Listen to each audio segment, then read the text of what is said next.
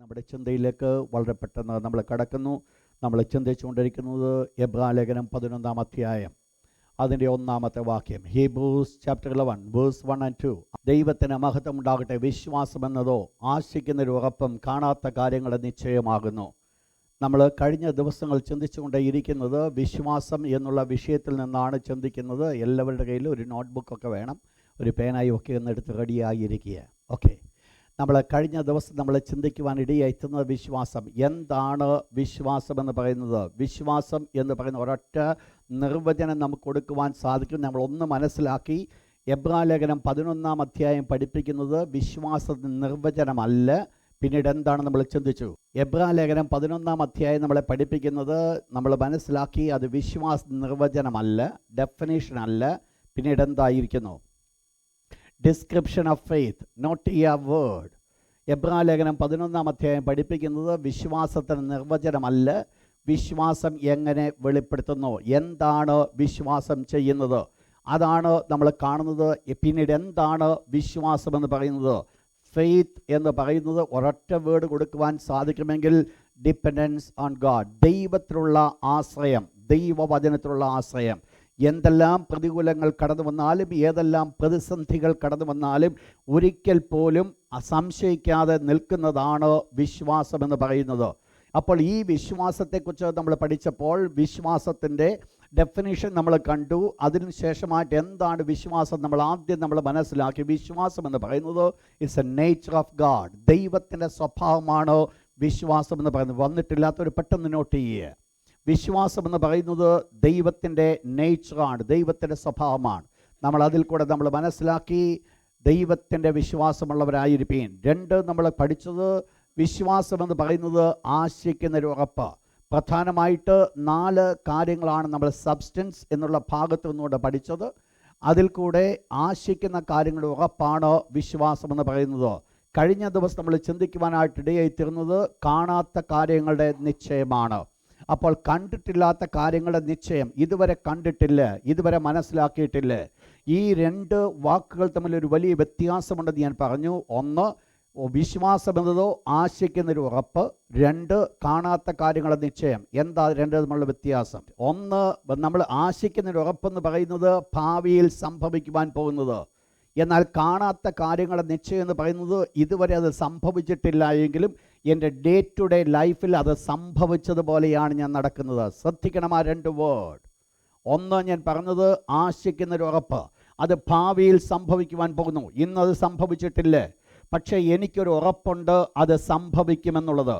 അത് സംഭവിക്കും. അബ്രഹാമിൻ്റെ ജീവിതത്തിൽ നമ്മൾ കാണുന്നതാണ്.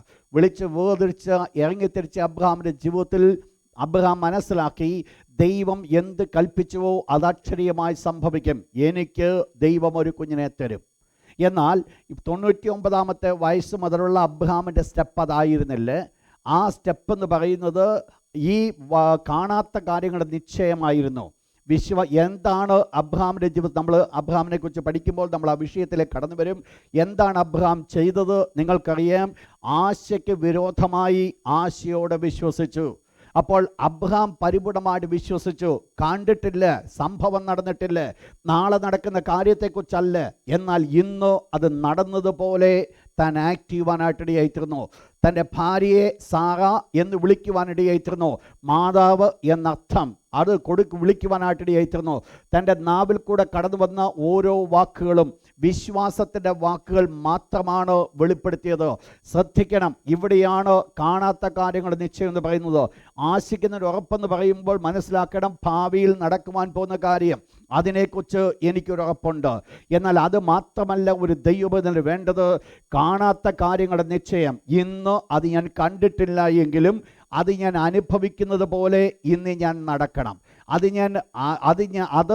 എൻ്റെ ജീവിതത്തിൽ സംഭവിച്ചു എന്നുള്ള സ്റ്റെപ്പിൽ കൂടെയാണോ ഞാൻ നടക്കേണ്ടത്?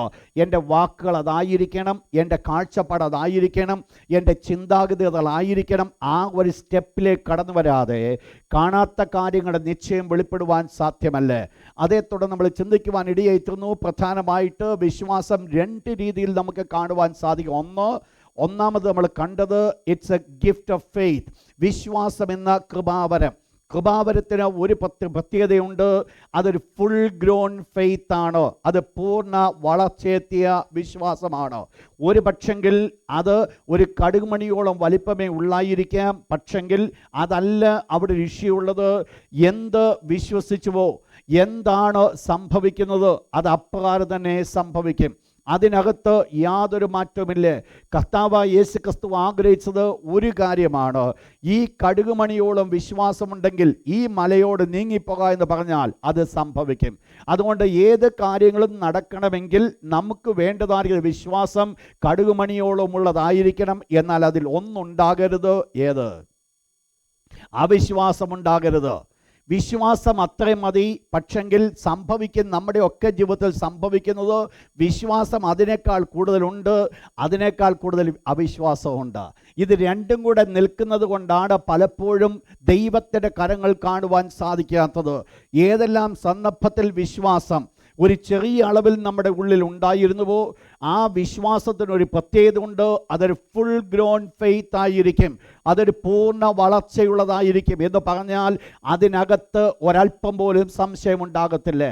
നിങ്ങളുടെ കഴിഞ്ഞകാല ജീവിതങ്ങൾ പിന്നോട്ട് നോക്കിയാൽ ചില സന്ദർഭങ്ങളെങ്കിലും ഈ ഒരു അനുഭവം നിങ്ങൾ അനുഭവിച്ചിട്ടുണ്ട്. കാരണം അസാധാരണമായിരിക്കുന്നൊരു ഫെയ്ത്ത്, ചില പ്രത്യേകമായ സാഹചര്യം നമ്മുടെ ഉള്ളത്തിൽ വന്ന് നമ്മുടെ ജീവിതത്തിൽ കൂടെ വലിയ പ്രവർത്തനങ്ങൾ വെളിപ്പെടും. നമുക്ക് ഒരു സംശയവും ആ സമയത്തില്ലായിരിക്കാം. എന്നാൽ മറ്റുള്ള പല സന്ദർഭങ്ങളിലും വിശ്വാസത്തിൽ വളരെ താണുപോയിട്ടുണ്ട് എന്നുള്ളത് സത്യമാണെങ്കിലും ആ പർട്ടിക്കുലർ ഇൻസിഡൻസുമായിട്ടുള്ള ബന്ധത്തിൽ നമ്മൾ വിശ്വാസം വളരെ ഉയർന്നു നിൽക്കുക. എന്താ അതിൻ്റെ സംഭവം എന്ന് പറയുന്നത്? അതൊരു ഫുൾ ഗ്രോൺ ഫെയ്ത്ത് ആണ്. രണ്ട്, നമ്മൾ കണ്ടത് കർത്താവായ യേശു ക്രിസ്തു ആഗ്രഹിച്ചതുമായിരിക്കുന്ന കാര്യമാണ്. നമ്മുടെ ഉള്ളിൽ പകർന്നുമായിരിക്കുന്ന വിശ്വാസം ദൈവത്തിൻ്റെ വിശ്വാസമാണ്. അതൊരളവുണ്ട്, അതിന് മെഷറുണ്ട്. അതിനെ നമ്മൾ വളർത്തുവാനായിട്ട് ദൈവം നമ്മെക്കുറിച്ച് ആഗ്രഹിക്കുന്നു. ഇതാണ് ശിഷ്യന്മാർ കർത്താവായ യേശുവിനോട് പറഞ്ഞത്, ഗുരു, ഞങ്ങളുടെ വിശ്വാസം വർദ്ധിപ്പിച്ചു തരണം. അപ്പോൾ ഇവിടെ നിങ്ങൾ മനസ്സിലാക്കണം, നമ്മൾ ആ വിശ്വാസത്തെക്കുറിച്ച് നമ്മൾ പഠിച്ചിട്ട് നമ്മൾ കൊണ്ട് അവസാനിപ്പിച്ച ഇപ്രകാരമാണ്.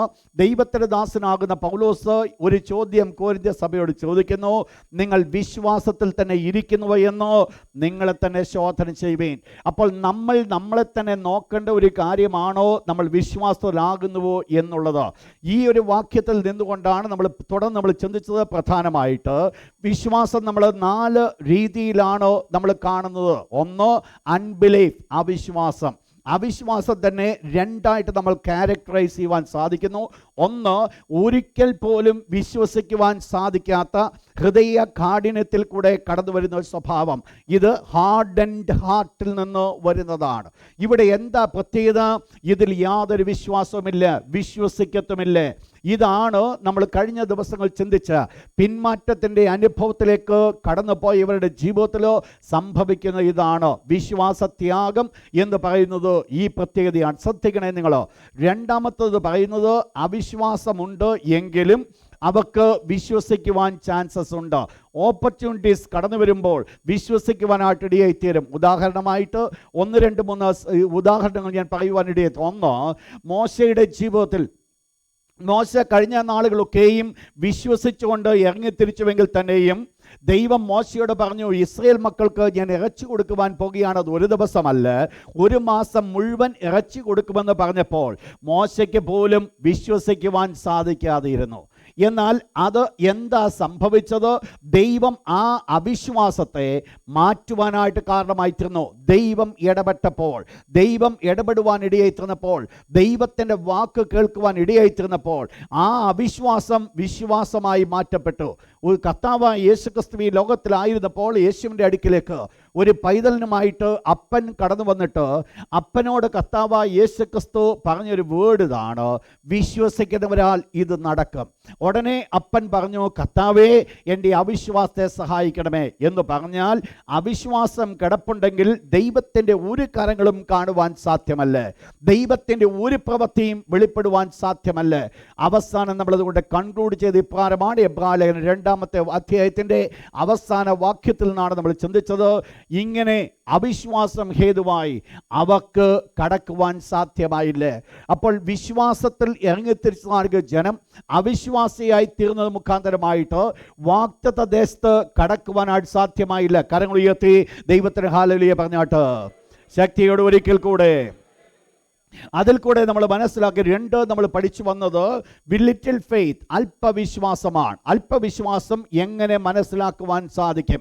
നമ്മുടെ ജീവിതത്തിൽ അല്പവിശ്വാസമാണോ? ഫെയ്ത്ത് എന്ന് പറയുന്നത് നോ ഫെയ്ത്ത്, വിശ്വാസമില്ല. എന്നാൽ അവിശ്വാസം അതിനകത്തില്ല, വിശ്വാസവുമില്ല.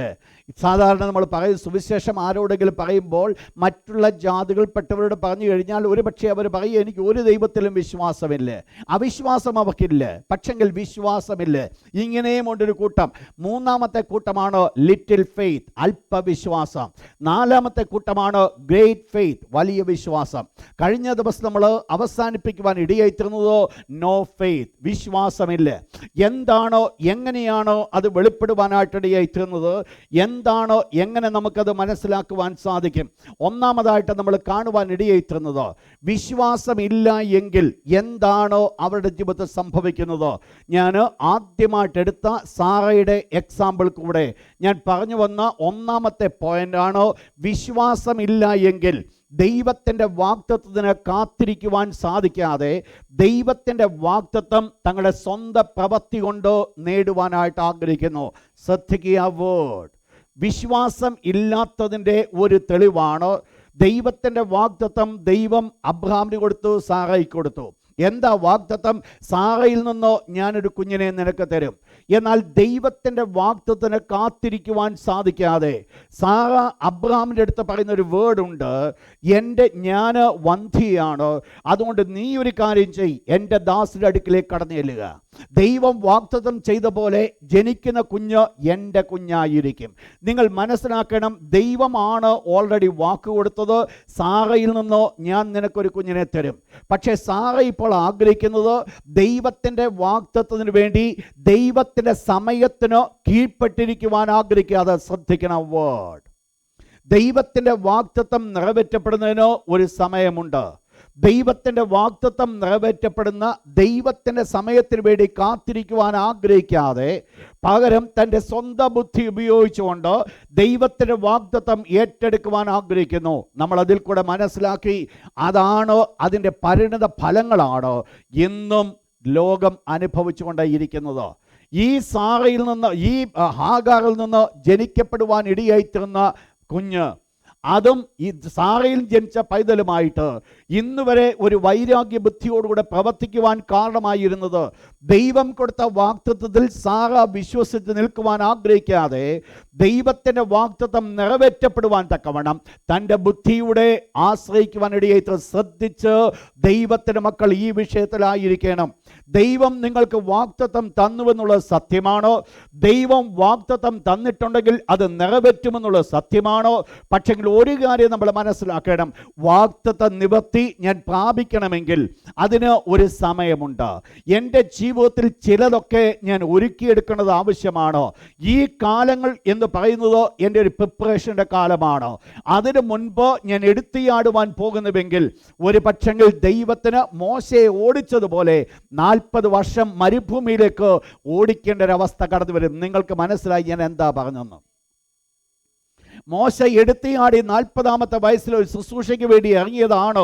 അടുത്ത 40 വർഷം മോശ മരുഭൂമിയിൽ ആടുകളെ മേയ്ക്കുവാനായിട്ട് കാരണമായി തീർന്നത്. മോശയുടെ ജീവിതം നമ്മൾ പഠിക്കുന്നുണ്ട്. അപ്പോൾ നിങ്ങൾ മനസ്സിലാക്കണം, എന്താ ഇവിടുത്തെ വിഷയം?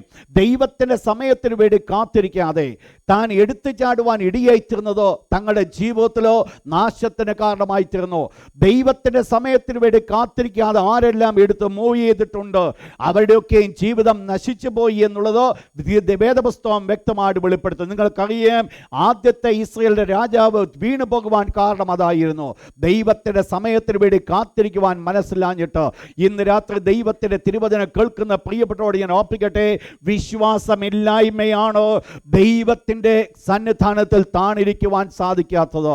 ദൈവത്തിന്റെ തിരുവചനം ഇപ്രകാരം പറയുന്നു, ഇളയവരെ മൂപ്പന്മാർക്ക് കീഴ്പ്പെട്ടിരിപ്പീൻ, തമ്മിൽ തമ്മിൽ കീഴടങ്ങി താഴ്മ ധരിച്ചുകൊള്ളുവീൻ. എന്നിട്ട് വേദപുസ്തകം പറയുന്നു, അവൻ തക്ക സമയത്ത് നിങ്ങളെ ഉയർത്തേണ്ടതാകിയാൽ അവൻ്റെ ബലമുള്ള കൈക്കീഴ്ത്താണിരിപ്പീൻ. അപ്പോൾ എന്താണ് ജീവിതത്തിൽ ആവശ്യമായിരിക്കുന്നത്? ദൈവത്തിൻ്റെ ബലമുള്ള കൈക്കീഴ്ത്താണിരിക്കണം. എനിക്കൊരു വാഗ്ദത്തം ലഭിച്ചു, അതിന് നിവർത്തീകരണത്തിന് വേണ്ടി ഞാൻ അധ്വാനിക്കാനല്ല പോകേണ്ടത്. ദൈവമാണോ എനിക്ക് വേണ്ടി പ്രവർത്തിക്കേണ്ടത്? ദൈവത്തിൻ്റെ കരങ്ങളാണോ എനിക്ക് വേണ്ടി പ്രവർത്തിക്കേണ്ടത്? ഇന്ന് നിങ്ങളൊന്ന് മനസ്സിലാക്കണം, ദൈവം പ്രവർത്തിക്കുവാൻ തുടങ്ങിയാൽ അവിടെയാണ് അത്ഭുതങ്ങൾ കാണുവാൻ സാധിക്കുന്നത്. അവിടെയാണ് ദൈവത്തിൻ്റെ ആ സ്മൂത്ത്നെസ് നമുക്ക് അനുഭവിക്കുവാൻ സാധിക്കുന്നത്. രണ്ട്, നമ്മൾ പഠിച്ചു എന്താണ് അതിൻ്റെ പ്രത്യേകമായ വിഷയം, എന്താണോ ഈ നോ ഫെയ്ത്ത് കൊണ്ട് സംഭവിക്കുന്നത്. അവിടെ നമ്മൾ കണ്ടത് lack of faith in God, വിശ്വാസമില്ലായ്മ, ദൈവത്തിലുള്ള ആശ്രയമില്ലായ്മയാണോ ഈ നോ ഫെയ്ത്തിൽ വെളിപ്പെടുവാനിടയായി തീർന്നത്. ദൈവത്തിൽ അവർ വിശ്വസിക്കുന്നില്ല, ദൈവത്തിൽ അവർ ആശ്രയിക്കുന്നില്ല, ദൈവത്തിൽ അവർ ചാരുന്നില്ല. നമ്മൾ കഴിഞ്ഞ ദിവസം നമ്മൾ പഠിച്ചു ഈ ഉൽപ്പത്തി പുസ്തകം 17-ാം അധ്യായത്തിൻ്റെ 7-ാമത്തെ വാക്യത്തിൽ അബ്രഹാമിനോട് ദൈവം കൽപ്പിച്ച, അബ്രഹാമേ, ഞാൻ നിന്റെ ഭാര്യയാകുന്ന സാറയിൽ കൂടെ നിനക്കൊരു സന്തതിയെ തരുവാൻ പോകുകയാണ്. വിശ്വാസികളുടെ പിതാവായിരിക്കുന്ന അബ്രഹാം എന്ത് ചെയ്തു? കവിണ് വീണ് ചിരിച്ചു. എന്താ ചിരിക്കുവാനുള്ള കാരണം? സാറയുടെ അവസ്ഥ അബ്രഹാമിന് അറിയാം, തൻ്റെ അവസ്ഥയും അബ്രഹാമിന് അറിയാം. ഇത് നടക്കത്തില്ല എന്ന് പറഞ്ഞുകൊണ്ട് അബ്രഹാം കവിണ് വീണ് ചിരിക്കുവാനിടയായി തീർന്നത്. ദൈവം അബ്രഹാമിനോട് ചോദിച്ചു, നീ എന്തിനാ ചിരിക്കുന്നത്? ഇല്ല, ഞാൻ ചിരിച്ചില്ലെന്ന് പറഞ്ഞു. നിങ്ങൾ മനസ്സിലാക്കണം എന്താ ഇവിടുത്തെ വിഷയം. വിശ്വാസികളുടെ പിതാവായിരിക്കുന്ന അബ്രഹാമിൻ്റെ ജീവിതത്തിൽ ഈ പർട്ടിക്കുലർ സമയത്ത് നമ്മൾ കാണുന്നത് ഒരല്പം പോലും വിശ്വാസമില്ലായ്മയാണ് നമ്മൾ കാണുന്നത്. അതുകൊണ്ട് എന്തില്ല, ദൈവത്തിൽ ആശ്രയിക്കുവാൻ സാധിക്കുന്നില്ല. ഇന്ന് രാത്രി മൂന്നാമത്തെ വിഷയത്തിലേക്ക് ഞാൻ കടന്നു വരികയാണ്. ഇൻഎഫക്റ്റീവ് ഫെയ്ത്ത്, നോ ഫെയ്ത്ത്, വിശ്വാസമില്ല. എന്നാൽ അവർ അവിശ്വാസികളല്ല, വിശ്വാസമില്ല. നോ, അതിനാണ് നമ്മൾ വേറെ പേര് കൊടുത്തത്. ഈ നോ ഫെയ്ത്ത് വേറെ പേര് കൊടുത്ത് ഏതായിരുന്നു? Ineffective faith. നോട്ട് ചെയ്താട്ട്, ineffective faith seldom goes beyonds word. Actually ineffective faith എന്ന് പറയുന്നത് ആ ഫെയ്ത്ത് ഉള്ളവരുടെ ഒരു പ്രത്യേകതയായിരിക്കും, അവർക്ക് ഭയങ്കര വാക്കായിരിക്കും, വാക്ക് പെരുപ്പം ധാരാളം ഉണ്ടാകും. സത്യത്തിൽ എസൻസ് വളരെ കുറവായിരിക്കും, വിശ്വാസമില്ല. സാധാരണ നമ്മുടെ നാട്ടിലൊരു ചൊല്ലുണ്ട്, നിങ്ങൾക്കറിയാം, നല്ല നെൽമണി ഉള്ള ഒരു നെൽവിത്താണെങ്കിൽ അത് നെൽമണി വന്നു കഴിഞ്ഞാൽ അതെന്ത് ചെയ്യും? നേരെ അങ്ങ് താഴോട്ട് താഴും. ഇല്ലാത്തതാണെങ്കിൽ പതിരോടുകൂടെ നിൽക്കുന്നതാണെങ്കിൽ എങ്ങനെ നിൽക്കും? നേരെ നിൽക്കും. ഇതാണ് വിശ്വാസത്തിൻ്റെ പ്രത്യേകത. വിശ്വാസം ഒട്ടുമില്ലെങ്കിൽ അവർ ഭയങ്കരമായിട്ട് അവർ നേരെ നിൽക്കും. ഒന്ന് രണ്ട് വാക്കുകൾ പറയുമ്പോൾ നിങ്ങൾക്ക് പെട്ടെന്ന് ആ വിഷയത്തിലേക്ക് നിങ്ങൾക്ക് മനസ്സിലാക്കുവാൻ സാധിക്കും. വായിച്ചോട്ട് ഒരു വാക്യത്തിലേക്ക് കടന്നു വന്നാട്ട് 1 കൊരിന്ത്യർ ലേഖനം 4-ാം അധ്യായം. കഴിഞ്ഞ ആഴ്ച നമ്മൾ പാഠം വായിച്ച ഭാഗം ഇതാണ്. ഇതിനു വേണ്ടി ഈ ഭാഗം പഠിപ്പിക്കുവാൻ വേണ്ടിയാണ് ഞാൻ ആ സമയത്ത് അത് വായിപ്പിച്ചതെങ്കിലും ആക്ച്വലി നമുക്ക് ഈ ഭാഗം അന്ന് എടുക്കുവാൻ സാധിച്ചില്ല. 4-ാം അധ്യായം, 1 കൊരിന്ത്യൻ ചാപ്റ്റർ 4, 18-ാമത്തെ വാക്യം ഒന്ന് വായിച്ചാട്ട്. 18-19 വാക്യം. എങ്കിലും നിങ്ങളുടെ അടുക്കൽ ഞാൻ വരികയില്ല എന്ന് വെച്ച് ചിലർ ചീർത്തിരിക്കുന്നു, അഹങ്കരിക്കുന്നു. എന്നിട്ട് കർത്താവിൻ്റെ ഇഷ്ടമെങ്കിൽ ഞാൻ വേഗം നിങ്ങളുടെ അടുക്കൽ വന്ന് ചീർത്തിരിക്കുന്നവരുടെ വാക്കല്ല, ശക്തി തന്നെ കണ്ടറിയും. അപ്പോൾ ഇവിടെ അപ്പോസ്തലനായ പൗലോസ്, നിങ്ങൾ താഴോട്ട് നിങ്ങൾ ആ മേളത്തെ ആ പാരഗ്രാഫ് ഫുള്ളി വായിക്കുമ്പോൾ നിങ്ങൾക്ക് മനസ്സിലാക്കുവാൻ സാധിക്കും, അപ്പോസ്തലനായ പൗലോസ് ഇവിടെ കൊരിന്ത്യ സഭയെ പറഞ്ഞ് പഠിപ്പിക്കുവാൻ ആഗ്രഹിക്കുന്ന ഒരു വിഷയമുണ്ട്. എന്താ വിഷയം? പൗലോസ് പറയുന്നൊരു വിഷയം ഇതാണ്, ക്രിസ്തുവിൽ നിങ്ങൾക്ക് അനേക ഗുരുക്കന്മാരുണ്ടെങ്കിലും പിതാക്കന്മാർ ആദ്യമില്ല. ആരാ പിതാവ്? നിങ്ങളെ ജനിപ്പിച്ചവനാണോ പിതാവ്? ഞാനല്ലോ നിങ്ങളെ ക്രിസ്തുവേശുള്ള വിശ്വാസത്തിലേക്ക് കൊണ്ടുവന്നിരിക്കുന്നത്. അപ്പോൾ അപ്പോസ്തലനായ പൗലോസ് കൊരിന്ത്യ സഭയെ നോക്കൊണ്ട് അഭിമാനിക്കുവാൻ സാധിക്കുന്ന ഒരു കാര്യമാണ്, പൗലോസിനാൽ കടന്നു വരുവാൻ പൗലോസിനാൽ രക്ഷിക്കപ്പെടുവാൻ ഇടയായിത്തീർന്ന ഒരു കൂട്ടം വിശ്വാസികൾ. എന്നാൽ ഈ വിശ്വാസികളുടെ ഒരു പ്രത്യേകത എന്താ? ഈ വിശ്വാസികളുടെ പ്രത്യേകത, പൗലോസ് കടന്നു വരത്തില്ല. നിങ്ങൾക്കറിയാം, ഈ പ്രത്യേകമായ സ്ഥാനത്തൊക്കെ പൗലോസിനെ ഒത്തിരി ക്രിട്ടിസൈസ് ചെയ്ത ഒരു സഭയാണ് കൊരിന്ത്യ സഭ. ആ സ്ഥാനത്ത് നിന്നുകൊണ്ട് പൗലോസ് പറയുകയാണ്, നിങ്ങൾ ചീർത്തിരിക്കുക, നിങ്ങൾ അഹങ്കരിക്കുക. എന്നാൽ പൗലോസ് ഇവിടെ ആഗ്രഹിക്കുന്നത് നിങ്ങളുടെ ഈ അഹങ്കാരം, ഞാൻ നിങ്ങളുടെ അടുക്കൽ വരുമ്പോൾ നിങ്ങളുടെ അഹങ്കാരമല്ല ഞാൻ കാണുവാൻ ആഗ്രഹിക്കുന്നത്, നിങ്ങളുടെ വാക്കല്ല ഞാൻ കേൾക്കുവാൻ ആഗ്രഹിക്കുന്നത്, നിങ്ങളുടെ ശക്തി എത്രേ മനസ്സിലാക്കുവാൻ എന്ന് പറഞ്ഞാൽ ഇവക്ക് ശക്തിയില്ല എങ്കിലും ഇവക്ക് എന്തോ ഉണ്ട്, വാക്കുകളുടെ പെരുപ്പമുണ്ട്. വാക്കുകളുടെ പെരുപ്പം വർദ്ധിച്ചുകൊണ്ടേയിരിക്കും. നിങ്ങൾ മനസ്സിലാക്കണം, ഉള്ളിൽ ഒന്നുമില്ല എങ്കിൽ വാക്കുകൾ കൂടെ കൂടെ ഉപയോഗിച്ചുകൊണ്ടേയിരിക്കും.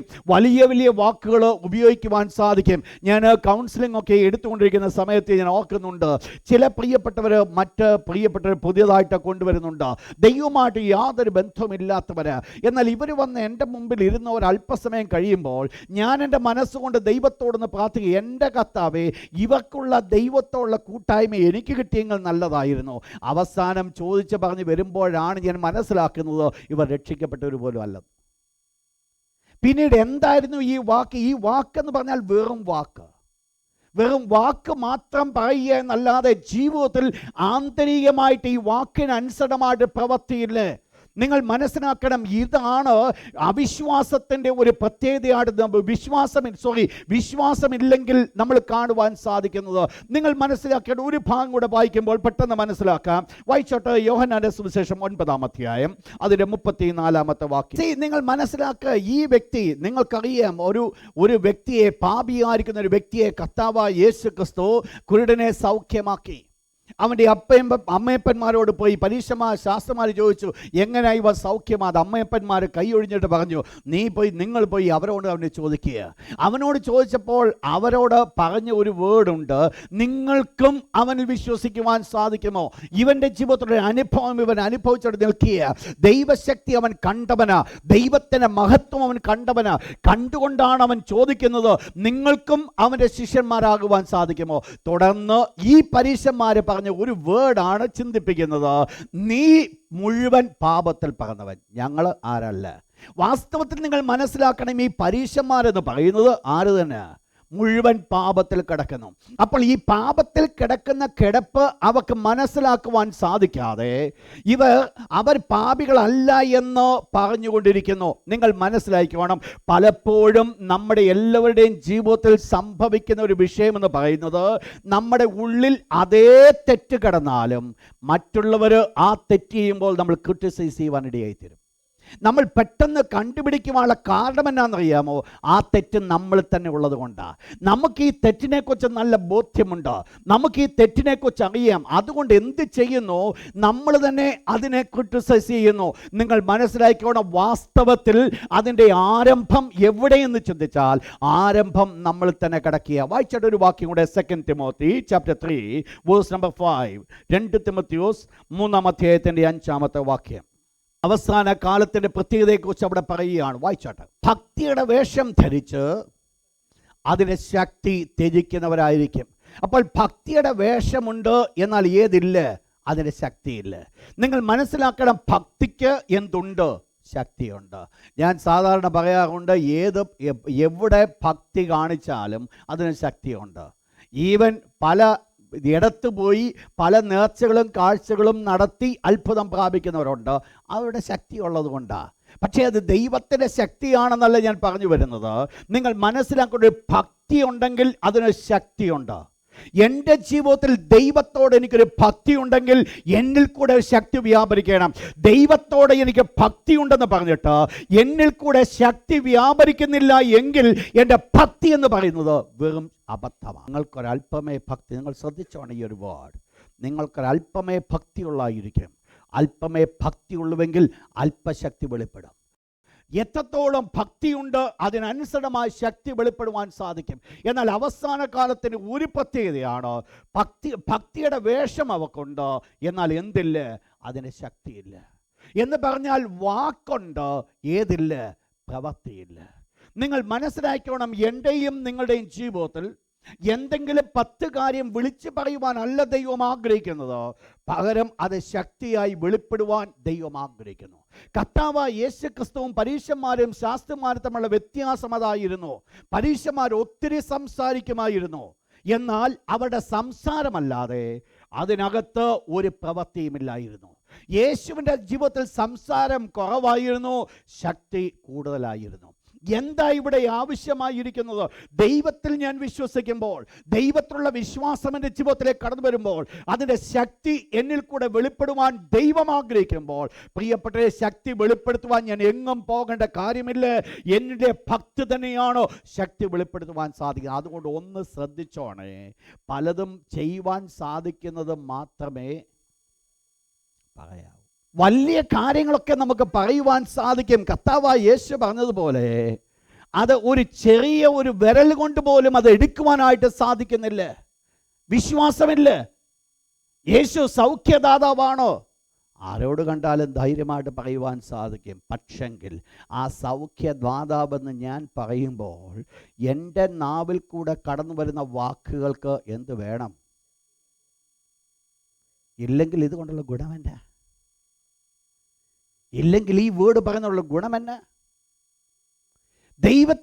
ദൈവത്തിൻ്റെ മക്കൾക്ക് ആവശ്യമായിരിക്കുന്നത് വിശ്വാസമുണ്ടെങ്കിൽ, യേശു രക്ഷിതാവ്, അവൻ സർവശക്തൻ, എൽ ഷദായ് എന്ന് ഞാൻ പറയുമ്പോൾ ഞാൻ മനസ്സിലാക്കേണ്ട ഒരു കാര്യമുണ്ട്. അവൻ എൽ ഷദായ് ആണെങ്കിൽ അതിൻ്റെ ശക്തി ഞാൻ അനുഭവിക്കണം. എൽ ഷദായ് എന്ന് ഞാൻ പറഞ്ഞിട്ട് ഈ ദൈവത്തിന് ഒരു ശക്തി ഞാൻ അനുഭവിക്കുന്നില്ല എങ്കിൽ, എൽ ഷദായ് 100 പ്രാവശ്യമോ 1000 പ്രാവശ്യം പറഞ്ഞതുകൊണ്ടോ യാതൊരു ഗുണമില്ല. It's only mere words. ഇതാണ് ഇവിടെ സംഭവിച്ചിരിക്കുന്നത്.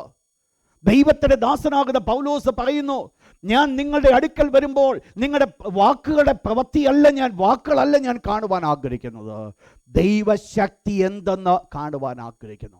നിങ്ങൾക്ക് എന്നോടുള്ള താല്പര്യം, നിങ്ങൾക്ക് എന്നോടുള്ള മനസ്സ്, നിങ്ങൾക്ക് എനിക്ക് വേണ്ടി നിങ്ങൾ അധ്വാനിക്കുന്നത്, എന്നോട് കൂടെ നിങ്ങൾ ആയിരിക്കുന്നത്, നിങ്ങൾ വളരെ ചീർത്തിരിക്കുക, നിങ്ങൾ വളരെ അഹങ്കാരത്തോടു കൂടെ സംസാരിക്കുന്നുണ്ട്. എന്നാൽ എനിക്ക് വേണ്ടത് നിങ്ങളുടെ വെറും വാക്കല്ല, പിന്നെയോ ഒരു പ്രവൃത്തിയാകാണ്ടത്. ശ്രദ്ധിക്കണമേ പ്രിയ ദൈവത്തിൻ്റെ മക്കളെ, നമ്മുടെ ജീവിതത്തിൽ നമുക്കൂടെ ദൈവത്തിലുള്ള വിശ്വാസം നമ്മൾ ഉണ്ടായിരിക്കുമ്പോൾ നമ്മൾ കൂടെ വെളിപ്പെടേണ്ടത് ദൈവത്തിൻ്റെ വിശ്വാസമുള്ള ശക്തിയാണ്. അതാണ് ദൈവം നമ്മളെക്കുറിച്ച് എക്സ്പെക്റ്റ് ചെയ്യുന്നത്. പക്ഷെങ്കിൽ ആരുടെ ജീവിതത്തിലായി ഈ ദൈവശക്തി വെളിപ്പെടുത്താത്തത്? No faith. അല്പവിശ്വാസിയാണെങ്കിലും അല്പം ശക്തി വെളിപ്പെടും. ശക്തനായ വിശ്വാസിയാണെങ്കിൽ ശക്തമായ ശക്തി വെളിപ്പെടും. എന്നാൽ നോ ഫെയ്ത്ത് ആണെങ്കിൽ എന്ത് വരത്തില്ല?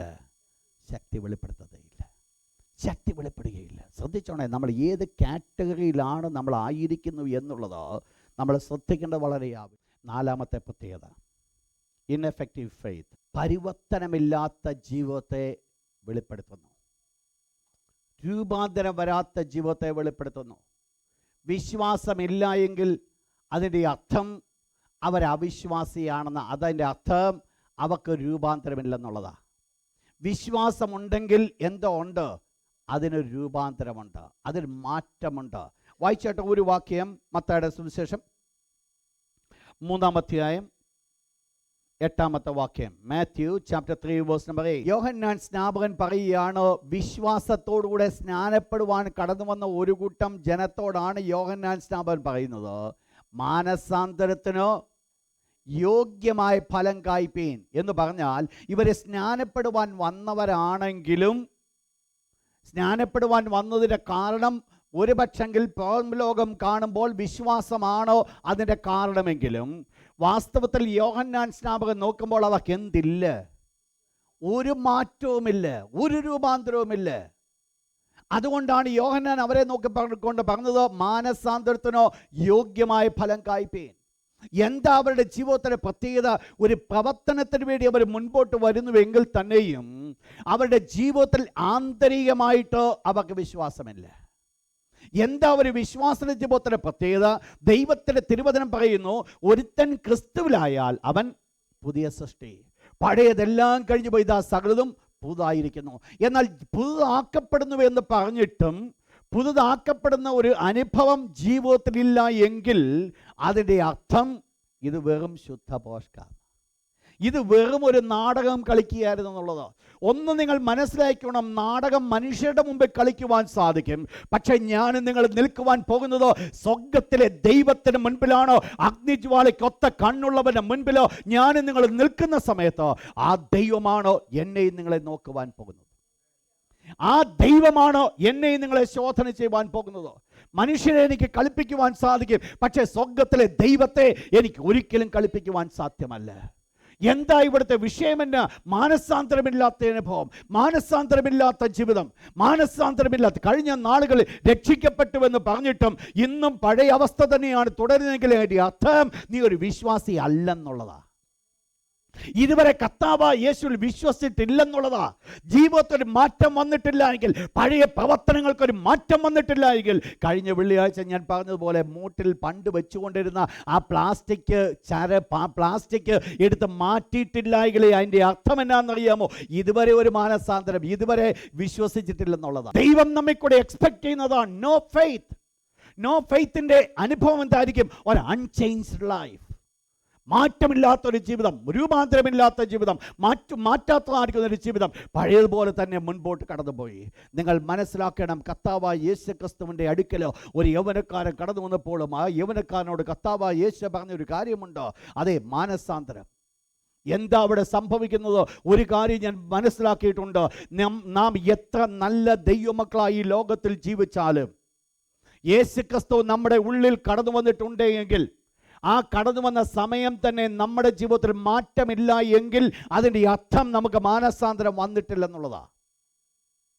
നിങ്ങൾ ഒരുപക്ഷെ കള്ളു കുടിച്ച് കാണത്തില്ല, മറ്റുള്ള ദുഷ്ട വഴികൾ നടന്നിട്ടില്ലായിരിക്കാം. അതിൻ്റെ അർത്ഥം നിങ്ങൾ രക്ഷിക്കപ്പെട്ടപ്പോൾ നിങ്ങൾക്ക് മാറ്റം വേണ്ടെന്നല്ല. വേദപുസ്തകം വ്യക്തമായിട്ട് പറയുന്നു, ഒരുത്തൻ ക്രിസ്തുവിലായാൽ അവൻ പുതിയ സൃഷ്ടിയാകുന്നു. നിങ്ങൾ മനസ്സിലാക്കണം, അറ്റ്ലീസ്റ്റ് അവരുടെ ജീവിതത്തിൽ എന്തുണ്ടാകും? അതുവരെ കഴിഞ്ഞ നാളുകൾ ദൈവത്തോട് താല്പര്യമില്ലാതിരുന്ന സ്ഥാനത്ത് ദൈവത്തെ അവർ കണ്ടുമുട്ടുമ്പോൾ, മാനസാന്തരത്തിൻ്റെ അനുഭവത്തിലേക്ക് അവർ കടന്നു വരുമ്പോൾ ദൈവത്തോടുള്ള താല്പര്യം അവരുടെ ഉള്ളിൽ വർദ്ധിക്കും. നിങ്ങൾ മനസ്സിലാക്കണം, ദൈവത്തോടുള്ള താല്പര്യം ഉള്ളിൽ വർദ്ധിച്ചിട്ടില്ല എങ്കിൽ, ദൈവത്തോടുള്ള എൻ്റെ കൂട്ടായ്മയുടെ ആഗ്രഹം വർദ്ധിച്ചിട്ടില്ല എങ്കിൽ, ദൈവത്തോടുള്ള എൻ്റെ ബന്ധം വർദ്ധിച്ചിട്ടില്ല എങ്കിൽ, അതിൻ്റെ അർത്ഥമെന്ന് പറയുന്നത് മാനസാന്തരം ഇതുവരെ ശരിയായി നടന്നിട്ടില്ലെന്ന്. സാധാരണ പ്രിയപ്പെട്ടവർ സ്നാനപ്പെടുന്നതിൻ്റെ കാരണം എന്നാണെന്നറിയാമോ? എങ്ങനെയെങ്കിലും അങ്ങ് സ്വർഗത്തിൽ പോകാനാ. ഞാൻ പറയട്ടെ, സ്നാനപ്പെട്ടവരോട് സ്വർഗത്തിൽ പോകുമെന്ന് വേദപുസ്തകം പഠിപ്പിക്കുന്നില്ലേ? വേദപുസ്തകം പഠിപ്പിക്കുന്ന ഒരൊറ്റ കാര്യമേ ഉള്ളൂ, സ്നാനപ്പെട്ട് കഴിഞ്ഞ് ജീവിക്കേണ്ട പോലെ നീ ജീവിച്ചില്ല എങ്കിൽ സ്വർഗരാജ്യം നഷ്ടമാകുമെന്ന് ദൈവത്തിന്റെ തിരുവചനം പഠിപ്പിക്കുന്നു. മാനസാന്തരത്തിന് യോഗ്യമായ ഫലം കായ്പേൻ. ജീവിതത്തിൽ രൂപാന്തരം ആവശ്യമാണ്. എവിടുന്ന് രൂപാന്തരം വരുത്തുന്നു?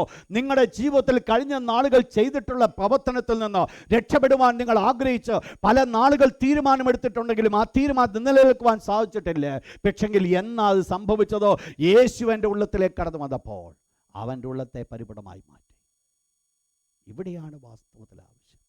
യേശുവിൻ്റെ ഉള്ളത്തിലേക്ക് കടന്നു വന്നപ്പോൾ, യേശുവിൻ്റെ രക്ഷിതാവായി തീർന്നപ്പോൾ അവിടെയാണ് മാറ്റം കടന്നു വന്നത്. അങ്ങനെയെങ്കിൽ മനസ്സിലാക്കാൻ, നോ ഫെയ്ത്ത് എങ്ങനെ വെളിപ്പെടും? അൺചേഞ്ച്ഡ് ലൈഫ്, മാറ്റമില്ലാത്ത ജീവിതം. ലിറ്റിൽ ഫെയ്ത്ത്, അതിൻ്റെ പേരാണ് ലിറ്റിൽ ഫെയ്ത്ത്, അല്പവിശ്വാസം, ബലഹീന വിശ്വാസം. വായിച്ചോട്ട് റോമൻസ് ചാപ്റ്റർ 14 വേഴ്സ് നമ്പർ 1. സംശയ വിചാരങ്ങളെ വിധിക്കാതെ വിശ്വാസത്തിൽ ബലഹീനായവനെ ചേർത്തുകൊള്ളുവിൻ, അപ്പോൾ ബലഹീന വിശ്വാസി. അപ്പോൾ ഒരു സഭയിൽ ആരൊക്കെ ഉണ്ടെന്നറിയാമോ? നോ ഫെയ്ത്ത് ഉണ്ട്, ലിറ്റിൽ ഫെയ്ത്ത് ഉണ്ട്, ഗ്രേറ്റ് ഫെയ്ത്ത് ഉണ്ട്. ഓരോ തലത്തിൽ നിൽക്കുന്നവർക്ക് അതുകൊണ്ട് മറ്റുള്ളവരെക്കാൾ തങ്ങൾ ശ്രേഷ്ഠന്മാരെന്നല്ല ദൈവം പറയുവാൻ ആഗ്രഹിക്കുന്നത്. ഒരു ഗ്രേറ്റ് ഫെയ്ത്ത് ഉണ്ടെങ്കിൽ അതിന് റെസ്പോൺസിബിലിറ്റി ഉണ്ട്. ഞാൻ ആ ഗ്രേറ്റ് ഫെയ്ത്തിലേക്ക് വരുമ്പോൾ ഞാൻ വിഷയം എടുക്കുന്നതായിരിക്കും. ഇവിടുത്തെ വിഷയം എന്ന് പറയുന്നത് ലിറ്റിൽ ഫെയ്ത്ത്. ലിറ്റിൽ ഫെയ്ത്ത്, അല്പവിശ്വാസം. അല്പവിശ്വാസത്തിൻ്റെ ഒരു വലിയ പ്രത്യേക പ്രകടനമാണ്. എങ്ങനെ വെളിപ്പെടുന്നു? എല്ലാം നിങ്ങൾ വായിച്ചാട്ട ആ വാക്യം ഒരിക്കൽ കൂടെ. സംശയ വിചാരങ്ങളെ വിധിക്കാതെ. ഈ ബലഹീന വിശ്വാസിയുടെ ഒരു പ്രത്യേകതയാണ്, എല്ലാം വിധിക്കും. He judges everything. Note that. എല്ലാം വിധിക്കും, എല്ലാം വിധിക്കും. Judge everything. എന്താ അതിന് കാരണമെന്ന്? വിധിക്കുവാനുള്ള കാരണമെന്ന്? ഈ സംശയം. എന്താ അതിന് കാരണമായി തീർന്നത്? അല്പവിശ്വാസം. ബലഹീനമായിരിക്കുന്ന വിശ്വാസം. ബലഹീനമായിരിക്കുന്ന വിശ്വാസിക്കുള്ള ഒരു പ്രത്യേകത എന്ന് പറയുന്നത്, അവർ പല കാര്യങ്ങൾ അവരുടെ മുൻപിൽ ഒരു കൺസെപ്റ്റ് ഉണ്ട്. ഒരാത്മീയൻ ആരെന്നും ആത്മീയൻ എങ്ങനെ നടക്കണമെന്നുള്ള ഒരു കാഴ്ചപ്പാട്. ആ കാഴ്ചപ്പാടിൽ കൂടെ പോയില്ല എങ്കിൽ എന്തു ചെയ്യും? ഇവർ ചിന്തിക്കാൻ അവർ ടോട്ടലി ആരല്ല, ആത്മീയരല്ല.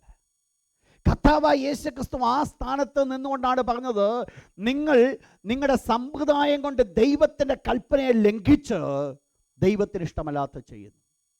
എന്താ ഇവരുടെ ജീവിതം സംഭവിച്ചത്? ഇവർക്ക് ചില കൺസെപ്ഷൻ ഉണ്ട്, ഇവർക്ക് ചില കൺസെപ്റ്റ് ഉണ്ട്. ആ കൺസെപ്റ്റിൽ കൂടെയാണ് നിൽക്കുന്നതെങ്കിൽ അവർ പറയും ഇത് ദൈവപൈതല. അല്ല എങ്കിൽ അവരാരല്ല, ദൈവപൈതലല്ല. കാരണം എന്നാ? അവരുടെ കാഴ്ചപ്പാടോ അവരുടേതായിരിക്കുന്ന ചിന്താഗതി, ആ ചിന്താഗതിയിൽ നിൽക്കുവാനുള്ള ഒരു കാരണമെന്ന് പറയുന്നത് അവരുടെ അല്പവിശ്വാസമാണ്, ലിറ്റിൽ ഫെയ്ത്ത്. അവരുടെ വിശ്വാസം ഒന്ന് ഉയർന്നിരുന്നുവെങ്കിൽ ഇതിനപ്പുറമായിട്ട് ഉള്ള ദൈവത്തിൻ്റെ പ്രവൃത്തിയെ അവ കാണുവാൻ സാധിക്കും. നിങ്ങൾക്കറിയാം, കൊരിന്ത്യർ ലേഖനത്തിൽ നമ്മൾ കാണുന്ന ഒരു ഭാഗമുണ്ട്. 10-ാം അധ്യായത്തിൽ കടന്നു വരുമ്പോൾ അവിടെ വിഗ്രഹാർപ്പിതത്തെക്കുറിച്ച് പറയുന്നു. എന്നാൽ അവിടെ പറയുന്നു, ശക്തനായിരിക്കുന്ന ഒരു വിശ്വാസിയാകുന്നുവെങ്കിൽ, അവൻ ശക്തനായിരിക്കുന്നുവെങ്കിൽ, വിശ്വാസത്തിൽ ആരോഗ്യമുള്ളവനായിരിക്കുന്നുവെങ്കിൽ ഇതിലൊന്നും അവനെ തൊടുകയില്ല. എന്നാൽ ബലഹീനനായിരിക്കുന്ന വിശ്വാസിയാകുന്നുവെങ്കിൽ അവൻ പറയും ഇതൊക്കെ ഞാൻ എടുത്താൽ വളരെ ദോഷമാണ്. ഞാൻ പറഞ്ഞത് എടുക്കേണ്ടാത്തത് എടുക്കണമെന്നല്ല ഞാൻ പറഞ്ഞു വരുന്നത്. എന്താ ഞാൻ പറഞ്ഞു വന്നതെന്നറിയാമോ? ബലഹീന വിശ്വാസിക്കുള്ള ഒരു പ്രത്യേകത എന്ന് പറയുന്നത് അവർക്കൊരു കൺസെപ്റ്റ്സ് ഉണ്ട്. അതിൽ കൂടെ മാത്രമേ അവർ മുൻപോട്ട് പോകത്തുള്ളൂ. അതിൽ കൂടെ ആയിരിക്കും അവർ ജഡ്ജ് ചെയ്യുന്നത്. ഇതിന് വിരുദ്ധമായിട്ട് എന്തെല്ലാം സംഭവിക്കുന്നുവോ അത് മുഴുവൻ അവർ ജഡ്ജ് ചെയ്യും. അത് മുഴുവൻ അവരുടെ മുൻപിൽ തെറ്റാ. അതൊന്നും അവർക്ക് അക്സെപ്റ്റ് ചെയ്യുവാൻ സാധ്യമല്ല. അതിൻ്റെ പ്രധാനപ്പെട്ട കാരണമെന്ന് പറയുന്നത് അവരിൽ ആയിരിക്കുന്നത് ബലഹീന വിശ്വാസമാണ്. ശ്രദ്ധിച്ചോണേ പ്രിയപ്പെട്ടവരെ, ഞാൻ മറ്റുള്ളവരെ ജഡ്ജ് ചെയ്യുകയാകുന്നുവെങ്കിൽ അതിൻ്റെ കാരണമെന്ന് പറയുന്നത് എന്തുവാ? തെറ്റില്ലാത്ത വ്യക്തികൾ ആരുമില്ല. തെറ്റുണ്ട്, തെറ്റില്ലെന്നല്ല ഞാൻ പറഞ്ഞു വരുന്നത്. എന്നാൽ മനസ്സിലാക്കണം, ദൈവവചനത്തിൽ ദൈവത്തിൻ്റെ പൈതൽ എന്നുള്ള പദവിയിൽ നിന്നുകൊണ്ട് ഉപരിയായിട്ട് നടക്കുവാൻ സാധിക്കുന്ന ഒരു മേഖലയുണ്ട്. ആ മേഖലയെക്കുറിച്ച് ബോധ്യമാകാതെ ഒരു വിശ്വാസിയുടെ പദവിയെ താഴ്ത്തിക്കൊണ്ട് അവൻ്റെ ജീവിതം മുൻപോട്ട് നയിക്കുന്നത്, that is what I said wrong. ഒത്തിരി മനുഷ്യമാർക്കുന്ന ചട്ടങ്ങൾ നിങ്ങൾക്കറിയാം, അവരുടെ കൺസെപ്റ്റ്സ് നിങ്ങൾക്കറിയാം. ഒരാത്മീയൻ എന്ന് പറയുമ്പോൾ ആത്മീയന് എന്താകണം, എങ്ങനെയാകണമെന്നുള്ള ചിന്തയിൽ കൂടെ മുൻപോട്ട് കടന്നു പോകുന്നത്. അത് മാത്രമല്ല, മറ്റ് പലവിധമായിരിക്കുന്ന കാര്യങ്ങളും സംശയിച്ചുകൊണ്ട് അത് ജീവിതത്തിൽ കടന്നു വരുമ്പോൾ എൻ്റെ ആത്മീയതയാണോ അതിന് കാരണമെന്ന് പറഞ്ഞുകൊണ്ട് ഇരിക്കുന്നതായിരിക്കുന്ന അനുഭവങ്ങൾ. ദുഷ്ടപിശാചിനെ പൽസിച്ചാൽ എനിക്ക് വീട്ടിൽ ചെന്ന് കഴിഞ്ഞാൽ പ്രശ്നമാണ്. അല്ലെങ്കിൽ സാത്താനെ ഒന്ന് എതിർത്ത് കഴിഞ്ഞാൽ, സാത്താനോട് എതിർത്ത് കഴിഞ്ഞാൽ എനിക്ക് പ്രശ്നമാണ്. ഇതൊക്കെ എവിടുന്നാ കടന്നു വരുന്നിരിക്കുന്നത്? Little faith. ദൈവം നിന്നെ നിർത്തിയിരിക്കുന്നത് ദുഷ്ടപിശാചിന് കീഴ്പ്പെട്ടുവാനല്ല. ദൈവം എന്നെ നിർത്തിയിരിക്കുന്ന പാമ്പുകളെയും തേളുകളെയും ശത്രുവിൻ്റെ സകല ബലത്തെയും ചവിട്ടുവാൻ. ഞാൻ നിനക്ക് അധികാരത്തിൽ നിന്ന് ഒന്നും നിനക്കൊരു ദോഷം വരുത്തിയത്തില്ല. പിന്നെ എവിടുന്നായി കൺസെപ്റ്റ് വന്നത്? Little faith. എന്താ അതിന് കാരണമായി തീർന്നത്? Little faith. വിശ്വാസം നിലനിൽക്കുവാൻ സാധിക്കാതെ പോയത്, അതാണ് ഈ വിധികളെല്ലാം വിധിക്കുവാനായിട്ട് കാരണമായി തീർന്നത്. പ്രിയപ്പെട്ടവരെ, നമ്മൾ മനസ്സിലാക്കണം, വി നീഡ് ഗ്രേറ്റ് ഫെയ്ത്ത്. എന്താ ഈ അല്പവിശ്വാസയുടെ പ്രത്യേകത എന്ന്? അവർ എല്ലാം വിധിക്കുവാനായിട്ടിടയായി തീർന്നു. രണ്ടാമത്തെ അവരുടെ വലിയ ബുദ്ധിമുട്ട്, second major problem, weak faith brings fear. ബലഹീന വിശ്വാസം ഓർ ലിറ്റിൽ ഫെയ്ത്ത്, അല്പവിശ്വാസം അല്ലെങ്കിൽ ബലഹീന വിശ്വാസം, ഇതാണ് ഭയത്തെ കൊണ്ടുവരുന്നത്, ഭയപ്പെടുത്തുന്നത്. നിങ്ങൾക്കറിയാം, ദൈവത്തിൻ്റെ ദാസന് പ്രകാരം പറഞ്ഞു, തികഞ്ഞ സ്നേഹം ഭയത്തെ എന്ത് ചെയ്യുന്നു? പുറത്താക്കി കളയുന്നു. ദൈവത്തോടുള്ള സ്നേഹം ഒരു തികവുണ്ടെങ്കിൽ, ദൈവത്തോടുള്ള സ്നേഹത്തിന് പെർഫെക്റ്റ്നെസ് ഉണ്ടെങ്കിൽ, ആ സ്നേഹത്തിൻ്റെ പ്രത്യേകത ഭയത്തിനോ ജീവിതത്തിൽ സ്ഥാനമില്ല. എന്നാൽ ഇവിടെ എന്താ സംഭവിക്കുന്നത്? ഈ അല്പവിശ്വാസം ഭയത്തെ കൊണ്ടുവരുന്നു. 1-2-3 എക്സാമ്പിൾ കൊണ്ട് പെട്ടെന്ന് ഞാൻ നിങ്ങൾക്ക് ഈ ഭാഗം വെളിപ്പെടുത്താം. വായിച്ചോട്ട് അതിനാധാരമായിട്ട് ഒരു വേർഡിലേക്ക് കടന്നു വന്നാട്ട്. 1 Kings chapter 19. ഇസബേൽ ഏലിയാവിന്റെ അടുക്കൽ ദൂതനെ അയച്ചു. അവൻ ഭയപ്പെട്ടു. ആര്? വിശ്വാസത്തിൽ വലിപ്പം കാണിച്ചവൻ.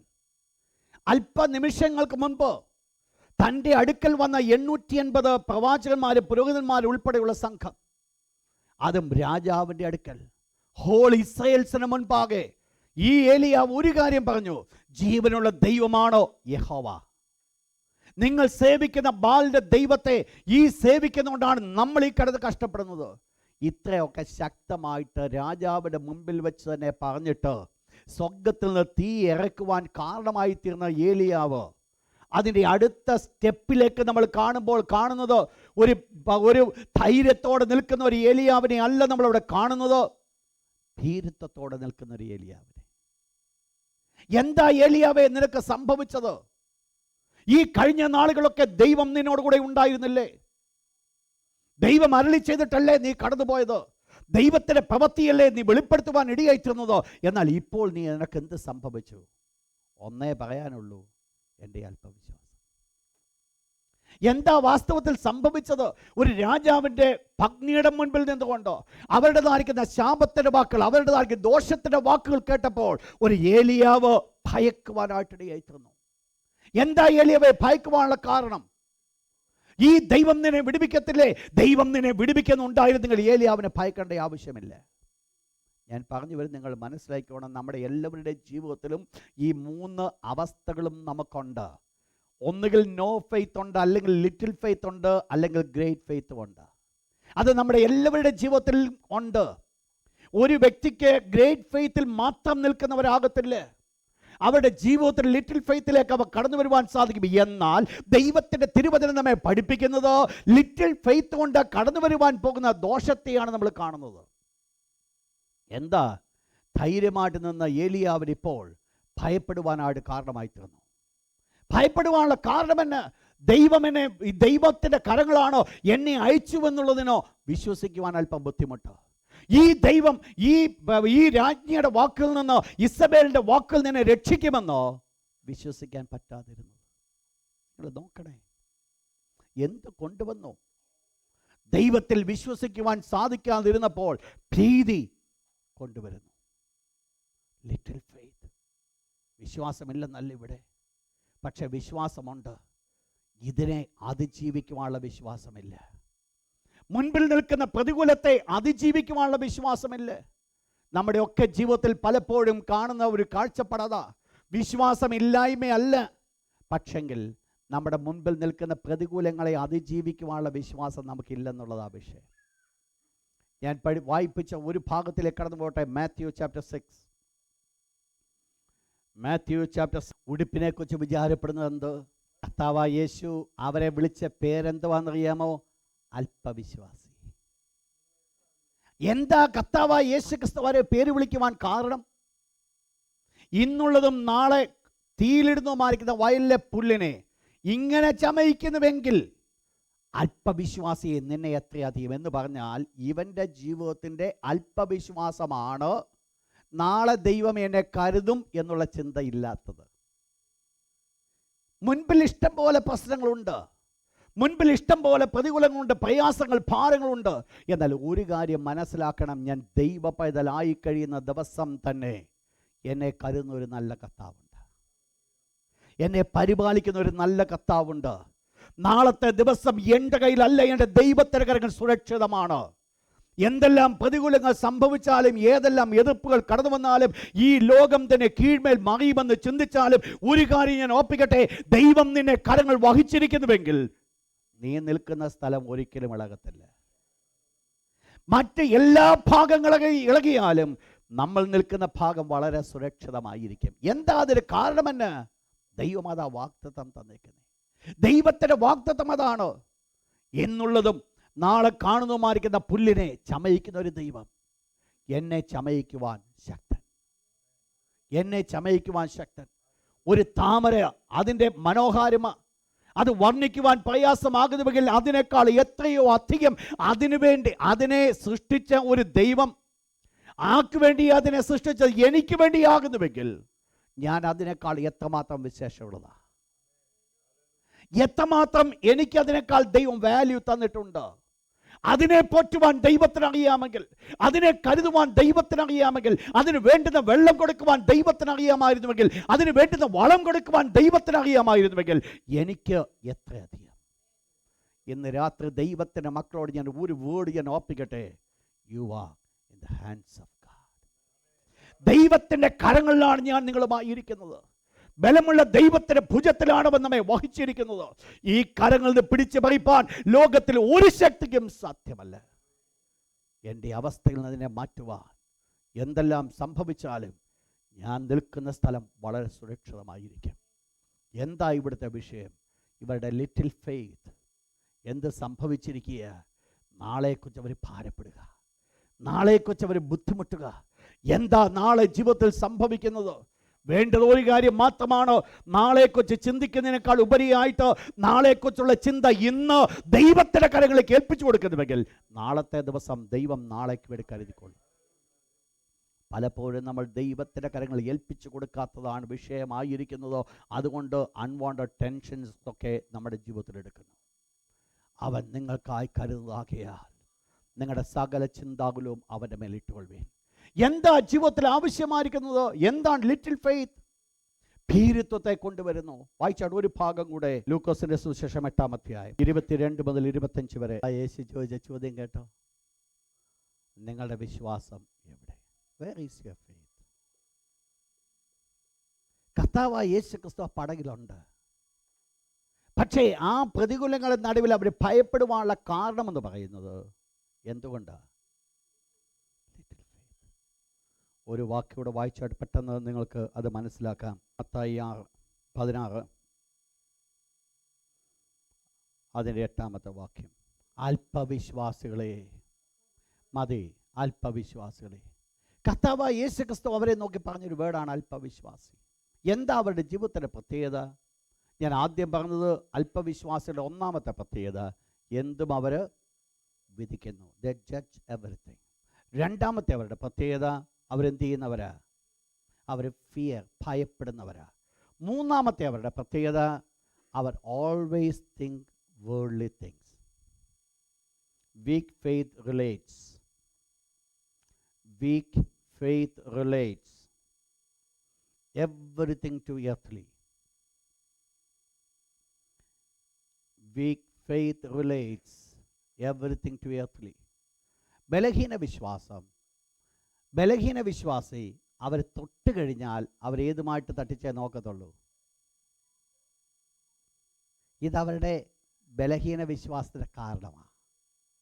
നിങ്ങൾ വായിച്ചാട്ട് ഒരു വാക്യം നമ്മളിപ്പോൾ വായിച്ചതായിരിക്കുന്ന മാത്യു ചാപ്റ്റർ 16 വേഴ്സ് 5-11. ആ ഭാഗത്ത് നിങ്ങൾ കാണുന്നൊരു വിഷയമുണ്ട്. ഇതിനെ തൊട്ട് മുൻപ് കർത്താവായ യേശു ക്രിസ്തു ഇവരോട് പറഞ്ഞു, നിങ്ങൾ ഇവർക്ക് ആഹാരം തിന്മാൻ കൊടുപ്പീൻ. ഉടനെ അവർ പറഞ്ഞു, ഞങ്ങൾ എവിടുന്നാണ് കൊടുക്കുന്നത്? 7 അപ്പം അവരുടെ ഉണ്ടായിരുന്നു. കർത്താവായ യേശു ക്രിസ്തുവിനെ വാഴ്ത്തി അവരെല്ലാവരും തിന്ന് തൃപ്തരായി. ആ തിന്ന കൂട്ടമെന്ന് പറയുക ഏകദേശം 4000 പേര്. ഈ ജനത്തെ പറഞ്ഞയച്ചിട്ട് കർത്താവായ യേശു ക്രിസ്തു പടകിൽ കയറി ശിഷ്യന്മാരോട് ഒരു കാര്യം പറഞ്ഞു, നിങ്ങൾ പരീശന്മാരുടെ പുളിച്ചമാവും സദൂക്യന്മാരുടെ പുളിച്ചമാവും സൂക്ഷിച്ചുകൊള്ളുവീൻ. ഉടനെ ഇവർ പറഞ്ഞു, ഇത് യേശു പറയാനുള്ള കാരണം നമ്മൾ അപ്പം കൊണ്ടുവരാഞ്ഞിട്ടാ. ശ്രദ്ധിച്ച വിഷയം കർത്താവായ യേശു ക്രിസ്തു മറ്റെന്തോ പറയുന്നത്. എന്തൊക്കെയോ ചില കാര്യങ്ങൾ പഠിപ്പിക്കാനാണ് യേശു ആഗ്രഹിക്കുന്നത്. പക്ഷേ ഇവരുടെ മനസ്സിലിരിക്കുന്ന മുഴുവൻ എന്തുവാ? earthly things related to earthly. വളരെ പെട്ടെന്ന് അവർ നമ്മളായിരിക്കുന്ന പ്രതലത്തിലേക്ക് അങ്ങ് കൂട്ടുകെട്ടും. നമ്മളായിരിക്കുന്ന ചുറ്റുപാടുകളിലേക്ക് അത് താരതമ്യപ്പെടുത്തും. നമ്മളായിരിക്കുന്ന ചുറ്റുപാടുകൾ എന്തുവാ? അതിലേക്കാ ചിന്തിക്കുന്നത്. എന്തുവാ ആത്മീയ വിഷയം പറയുന്നത്? ഇതൊന്നുമല്ല അതിൻ്റെ വിഷയം. കർത്താവായ യേശു ക്രിസ്തു ഇവരെ നോക്കി പറഞ്ഞൊരു വേർഡ് ഇതാണ്, ഓ ഈ ലിറ്റിൽ ഫെയ്ത്ത്. അല്പവിശ്വാസിയെ, എനിക്കറിയത്തില്ലയോ 7 അപ്പം കൊണ്ട് 4000 പേരെ പോഷിപ്പിക്കുവാൻ ഞാൻ ശക്തനായിരുന്നുവെങ്കിൽ ഇവിടെ വെച്ച് എനിക്കൊരപ്പം ഉണ്ടാക്കുവാൻ സാധിക്കത്തില്ലേ? പിന്നീട് എന്തിനാ നിങ്ങൾ ഈ ഹെരോദാവിൻ്റെ പുളിച്ചമാവും സദൂക്യൻ്റെ പുളിച്ചമാവും എന്ന് പറഞ്ഞപ്പോൾ നിങ്ങൾ എന്തുകൊണ്ട് നിങ്ങൾ അപ്പം കൊണ്ടുവരികയെന്ന് കൽപ്പിക്കുന്നു? ശ്രദ്ധിച്ചോണേ, ലിറ്റിൽ ഫെയ്ത്തിൻ്റെ ഒരു പ്രത്യേകതയായിരിക്കും everything they relates to earthly things. Everything they relate to earthly things. അതാണ് അവരുടെ ഒരു പ്രത്യേകത. മറ്റൊന്നും അവർക്ക് കാണുവാൻ സാധിക്കത്തില്ല. ആത്മീയമായിരിക്കുന്ന കാഴ്ചപ്പാട് അവർക്കില്ല. ആത്മീയമായിട്ട് ഒന്നും അവർക്ക് മനസ്സിലാക്കുവാൻ സാധ്യമല്ല. അവർ ജീവിക്കുന്നത് ഭൗതികമായിട്ട് തന്നെ, ഭൗതികമായിരിക്കുന്ന രീതികൾ കൂടെ മുൻപോട്ട് കടന്നു പോകുന്നു. എന്നെ കേൾക്കുന്ന പ്രിയപ്പെട്ടവരോട് ഞാൻ ഓർപ്പിക്കട്ടെ, ഒരു ദൈവ പൈതലിന് വേണ്ടത് ഒരു എർത്തിലി കാര്യങ്ങൾ മാത്രമല്ല എന്നുള്ളത് മനസ്സിലാക്കണം. ഒരു ദൈവ പൈതലിനെ കുറിച്ച് ദൈവം ആഗ്രഹിക്കുന്നത് ഇതിനപ്പുറമാണ്. ഇസ്രായേൽ മക്കളുടെ ജീവിതത്തിൽ നിങ്ങൾ മനസ്സിലാക്കണം, ഓരോ സ്റ്റെപ്പുകൾ ദൈവം അവർക്ക് അത്ഭുതങ്ങൾ പിന്നാലെ അത്ഭുതങ്ങൾ നടത്തിക്കൊണ്ട് വന്നിട്ടും അവരുടെ all relations to earthly thing ആയിരുന്നു. അവരുടെ ഭൗതിക നന്മയാണ് അവരുടെ വിഷയം. ദൈവത്തെ കണ്ടുമുട്ടിയോ അവരുടെ ആഗ്രഹം ഭൗതികമായിരിക്കുന്ന നന്മ. ഞാൻ അനുഗ്രഹിക്കപ്പെടണം, എൻ്റെ കുടുംബം അനുഗ്രഹിക്കപ്പെടണം, എൻ്റെ ജോലി അനുഗ്രഹിക്കപ്പെടണം, എൻ്റെ കുഞ്ഞുങ്ങൾ അനുഗ്രഹിക്കപ്പെടണം, എനിക്ക് നാട്ടിൽ കുറച്ച് സ്വത്തും വീടും ഒക്കെ ഉണ്ടാക്കണം. പ്രിയപ്പെട്ടവരെ, ഇതല്ല ഒരു ദൈവത്തെ വിളിക്കുന്നതിൻ്റെ അർത്ഥം. ഇതിനുവേണ്ടി അല്ല ദൈവത്തെ വിളിക്കുന്നത്. ഒരിക്കൽ പോലും ദൈവത്തെ വിളിച്ചിട്ട് എർത്തലി തിങ്ങുമായിട്ട് കമ്പയർ ചെയ്യരുത്. ദൈവമക്കൾ മനസ്സിലാക്കണം, ഇത് വെറും ചീപ്പായിരിക്കുന്ന ഫെയ്ത്ത്, ഇത് വെറും അല്പവിശ്വാസം. ഇതല്ല ദൈവം എക്സ്പെക്ട് ചെയ്യുന്നത്. ഇതല്ല ദൈവം എന്നിൽ കൂടെ കാണുവാൻ ആഗ്രഹിക്കുന്നത്. എൻ്റെ ജീവിതത്തിൽ വിശ്വാസമുണ്ടെങ്കിൽ, എൻ്റെ ജീവിതത്തിൽ വിശ്വാസത്തിൻ്റെ അളവ് വർദ്ധിച്ചിട്ടുണ്ടെങ്കിൽ, പ്രിയപ്പെട്ടവരെ, ഞാൻ നോക്കുന്നത് കാഴ്ചയാലല്ല, ഞാൻ നോക്കുന്നത് വിശ്വാസത്താലത്രേ ഞാൻ നോക്കുന്നത്. ഈ ഭൂമിയല്ല എനിക്കുള്ളത്, സ്വർഗീയമായിരിക്കുന്ന പാർപ്പിടമാണ് എൻ്റെ മുൻപിലുള്ളത്. ഈ ഭൗതികമായിരിക്കുന്ന അല്ല ഞാൻ ചിന്തിക്കുന്നത്, ആത്മീയമായിട്ടുള്ളതാണ് ഞാൻ ചിന്തിക്കുന്നത്.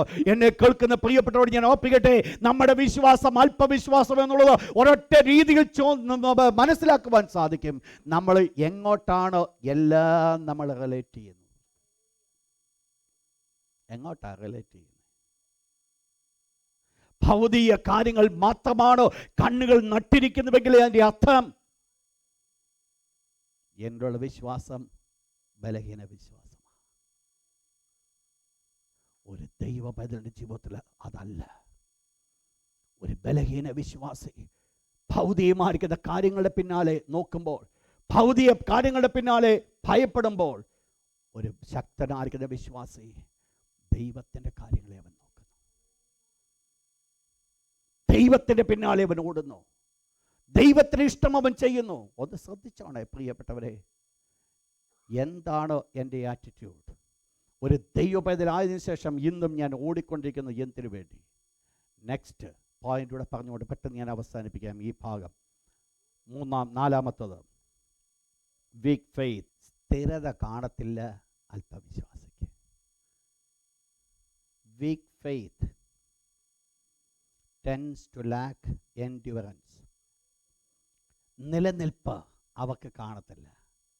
ഞാൻ ഒരു സംഭവം നിങ്ങളുടെ മുമ്പിൽ വെളിപ്പെടുത്തുമ്പോൾ നിങ്ങൾക്കത് മനസ്സിലാക്കാം. വായിച്ചോട്ടെ, മാത്യു ചാപ്റ്റർ 14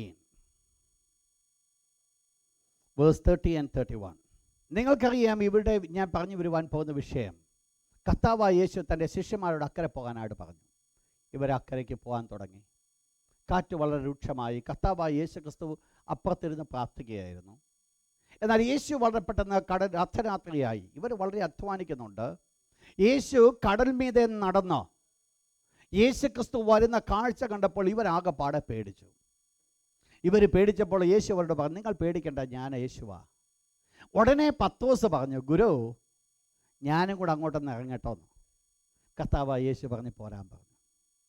നിങ്ങൾ മനസ്സിലാക്കണം, ഈ ഒരു സ്റ്റെപ്പിൽ ഈ പത്രോസ് എന്ന് പറയുന്നത് അവിശ്വാസിയല്ല, പത്രോസ് എന്ന് പറയുന്നത് അല്പവിശ്വാസിയല്ല. ഈ സ്ഥാനത്ത് പത്രോസ് എന്ന് പറയുന്നത് ഒരു സ്ട്രോങ് ബിലീവറാണ്. എവിടെ നടക്കേണ്ടത്? കടൽ മീതെ. ചുറ്റുപാടുകൾ എന്തൊക്കെയുണ്ട്? കാറ്റ് വളരെ രൂക്ഷമായിട്ടുണ്ട്, തിരമാലകൾ ആഞ്ഞടിച്ച് ഉയരുന്നുണ്ട്, ഇതെല്ലാം ഉണ്ട്. പക്ഷെങ്കിൽ ഇവിടെ പത്രോസ് കർത്താവായ യേശുവിനോട് പറഞ്ഞു, ഗുരു, ഞാൻ നിന്റെ അടുക്കിലേക്ക് വരട്ടെ? യേശു പറഞ്ഞു, പോരാൻ പറഞ്ഞു. ഈ പോരാൻ പറഞ്ഞ പത്രോസ് 2-3 സ്റ്റെപ്പുകൾ, എത്ര സ്റ്റെപ്പ് വെച്ചെന്ന് അറിയത്തില്ല, കുറേ സ്റ്റെപ്പുകൾ മുൻപോട്ട് വെച്ച് കഴിഞ്ഞ് നോക്കുമ്പോൾ പത്രോസ് ചുറ്റുപാടുമുള്ള തിരമാലകളിലെ കാറ്റിലേക്കൊക്കെ നോക്കി. ഉടനെ എന്ത് സംഭവിച്ചു? പേടിച്ചു. പേടിയോടുകൂടെ എന്ത് സംഭവിച്ചു? മുങ്ങാൻ തുടങ്ങി. കർത്താവായ യേശുക്രിസ്തു ഉടനെ കയറി പിടിച്ചു. നിങ്ങൾ മനസ്സിലാക്കണം, വിശ്വാസത്തിൽ ശക്തനായിരിക്കുന്ന ഒരു പത്രോസിനെയാണ് തുടക്കത്തിൽ നമ്മൾ കണ്ടത്. പക്ഷെങ്കിൽ ഈ മുങ്ങിത്താഴുമ്പോൾ കാണുന്ന പത്രോസ് അല്പവിശ്വാസിയാണ്. എന്താ ഇതിന് കാരണമായിരുന്നത്? ദൈവം അവനെ വിളിച്ചത്, യേശു അവനോട് പറഞ്ഞത്, നീ എൻ്റെ കൂടെ നടക്ക്, ഈ വള്ളത്തിന് ആവശ്യമില്ല, ഞാൻ നിന്നെ കൊണ്ട് അക്കരയ്ക്ക് കടത്താമെന്നാ. പക്ഷെ എന്ത് ചെയ്യുവാൻ സാധിച്ചില്ല. ഈ പോകുന്ന പോക്കിൽ ഉണ്ടായിരുന്ന ശക്തമായിരിക്കുന്ന വിശ്വാസം എന്തായി മാറ്റപ്പെട്ടു. അതുകൊണ്ട് എന്ത് സംഭവിച്ചു? കർത്താവായ യേശു സഹായിച്ചില്ലായിരുന്നെങ്കിൽ അവിടെ കിടന്ന് വെള്ളം കുടിച്ചേ.